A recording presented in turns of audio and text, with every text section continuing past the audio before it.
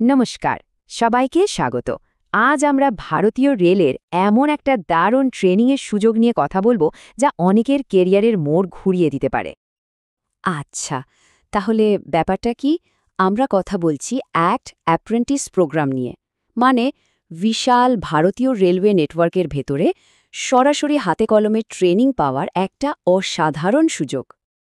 আর এটাই হলো সেই বড় খবরটা, যেটা নিয়ে এত আলোচনা। দক্ষিণ পূর্ব রেলওয়ে ২০২৫ থেকে ২৬ সেশনের জন্য ভাবুন একবার ১,৭৮৫টা অ্যাপ্রেন্টিস পদের জন্য বিজ্ঞপ্তি জারি করেছে। তো এই অ্যাক্ট অ্যাপ্রেন্টিস জিনিসটা আসলে কি? মানে খুব সহজ করে বললে এটা একটা সরকারি ট্রেনিং প্রোগ্রাম। অ্যাপ্রেন্টিস অ্যাক্ট ১৯৬১ অনুযায়ী এখানে রেলওয়ের ওয়ার্কশপে সরাসরি কাজ শিখে নিজের স্কিল বা দক্ষতা বাড়ানো যায়। তবে মনে রাখতে হবে, এটা কিন্তু একটা ট্রেনিং, সরাসরি চাকরি নয়। কিন্তু ট্রেনিং তো হলো, এরপর কি? সবার মনে কিন্তু এই একটাই প্রশ্ন ঘুরপাক খায়।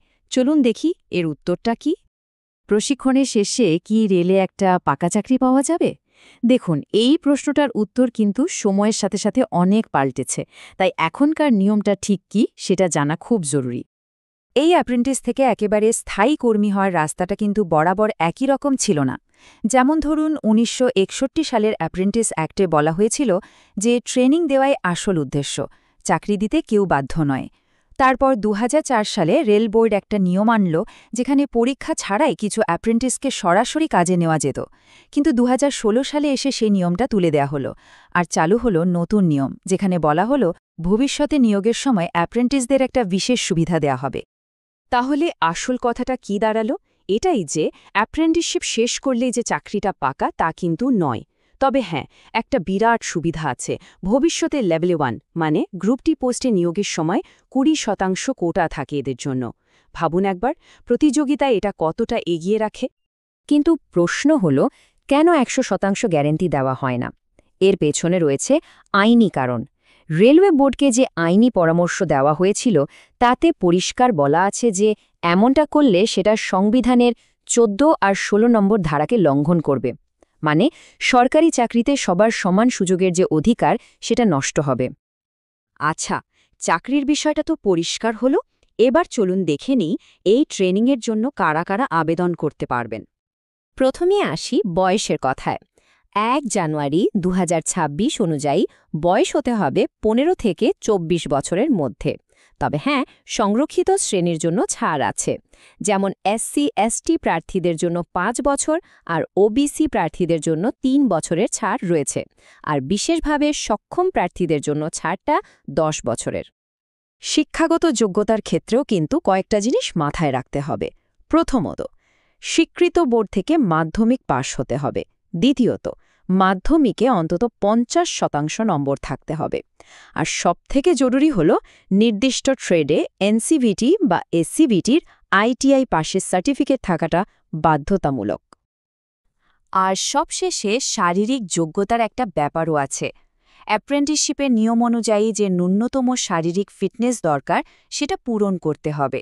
আর এই সার্টিফিকেটটা দেবেন একজন রেলওয়ে ডাক্তার। এতক্ষণ তো যোগ্যতা নিয়ে কথা হলো, এবার আসা যাক সবথেকে ইন্টারেস্টিং পার্টে, সিলেকশন প্রসেস। মানে প্রার্থীদের বেছে নেওয়া হয় কিভাবে। শুনলে অবাক হবেন। এক কথায় উত্তর হলো, কোনো পরীক্ষা নেই।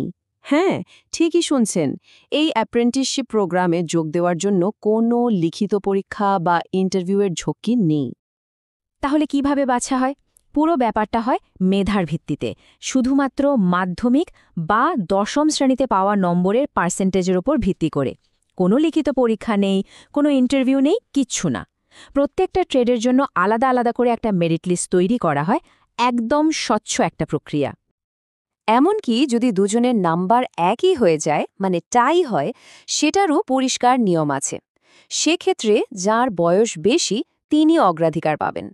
আর যদি জন্ম তারিখও এক হয়, তাহলে দেখা হবে কে আগে মাধ্যমিক পাশ করেছেন। তো যারা নিজেদের যোগ্য মনে করছেন আর আবেদন করতে চাইছেন, তাদের জন্য পরবর্তী ধাপগুলো কী হবে আর শেষ কয়েকটা জরুরি বিষয় চলুন জেনে নেওয়া যাক। এই তারিখগুলো কিন্তু ভালো করে মনে রাখতে হবে।